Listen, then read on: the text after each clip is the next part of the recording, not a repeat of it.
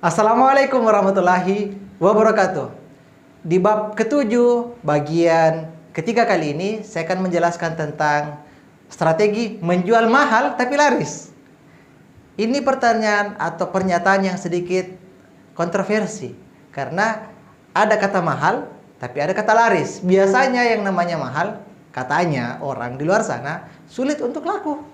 Dan biasanya yang murah, itu yang mudah untuk laris.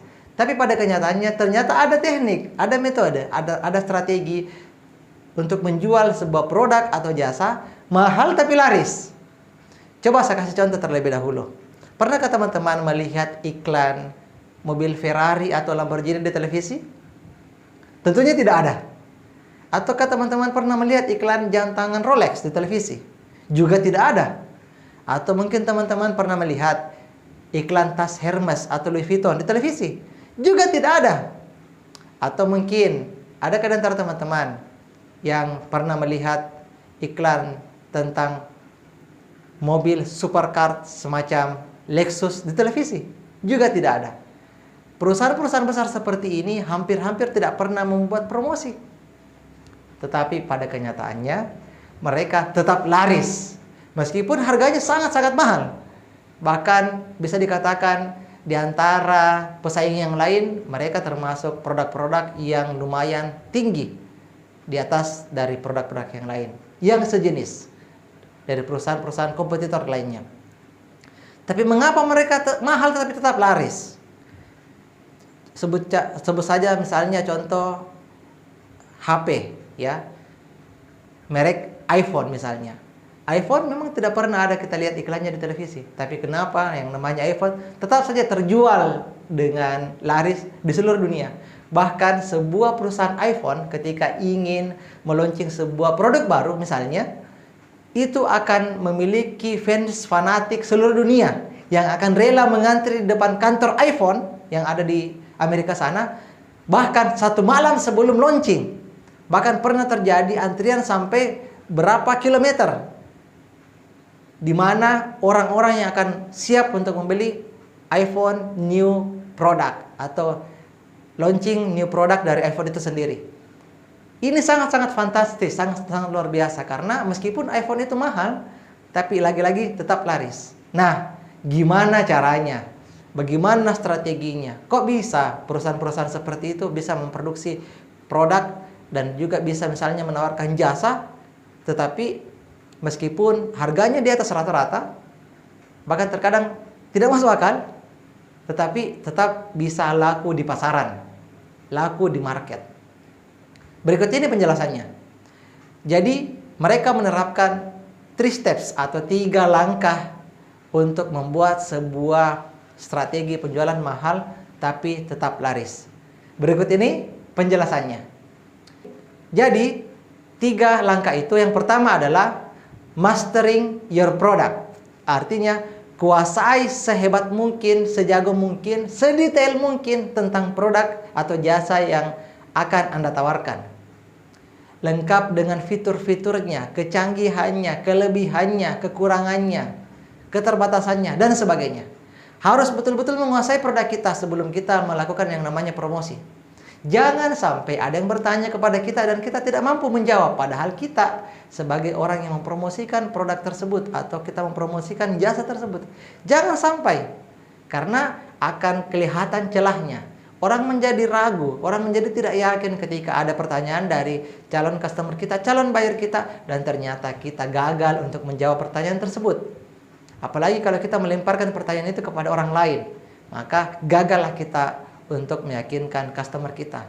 So, sebisa mungkin sebelum kita mengeluarkan sebuah produk, menawarkan sebuah jasa, atau mungkin menjual sebuah barang, maka sebisa mungkin betul-betul secara detail kita menguasai seperti apa spesifiknya dari produk atau jasa tersebut.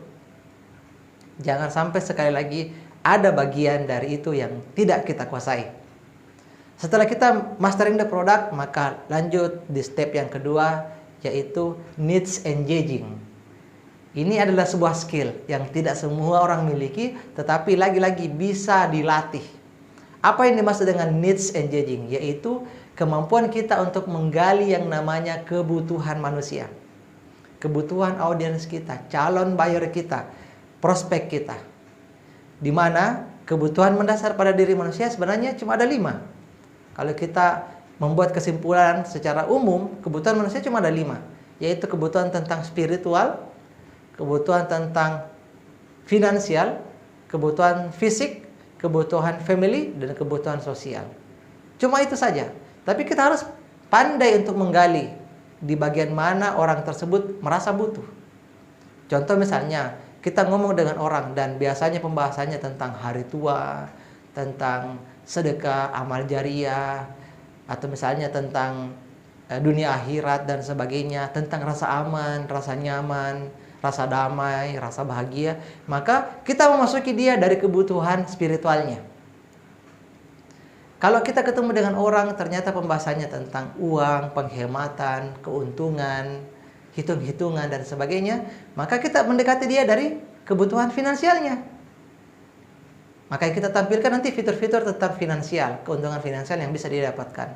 Kalau kita ketemu dan berbicara dengan seseorang ternyata pembahasannya tidak lepas dari penampilan, kebutuhan fisik, sandang, pangan, papan, berkaitan tentang performance, display dan sebagainya, maka itu pasti berkaitan dengan kebutuhan fisiologisnya dia, kebutuhan fisiknya dia.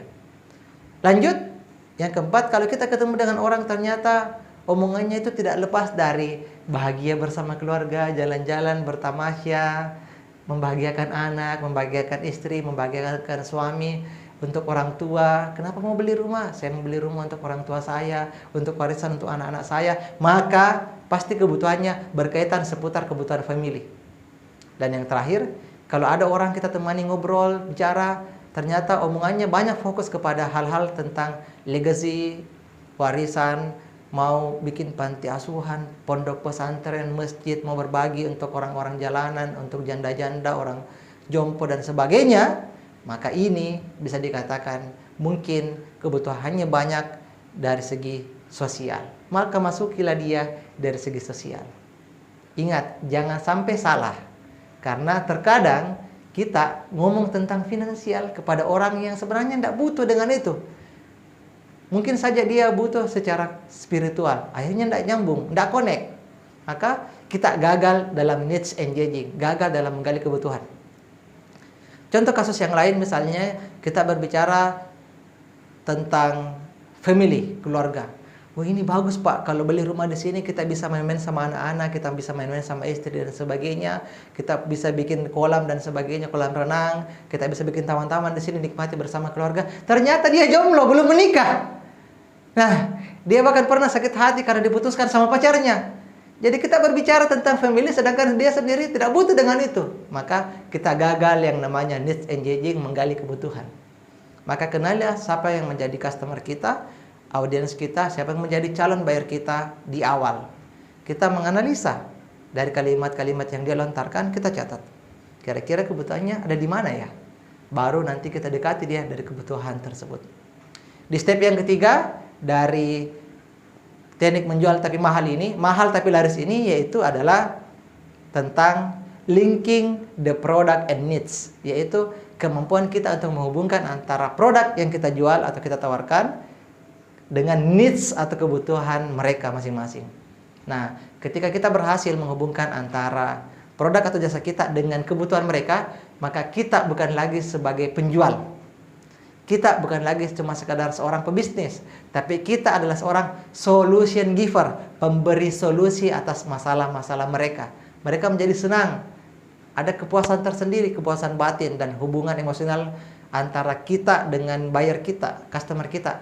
Karena kita sudah berhasil menghubungkan antara apa yang mereka butuh dengan produk atau jasa kita.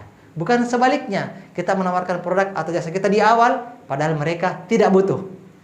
Maka gunakanlah strategi ini untuk membuat penjualan kita semakin meningkat. Semoga berhasil insya Allah. Sekian. Assalamualaikum warahmatullahi wabarakatuh.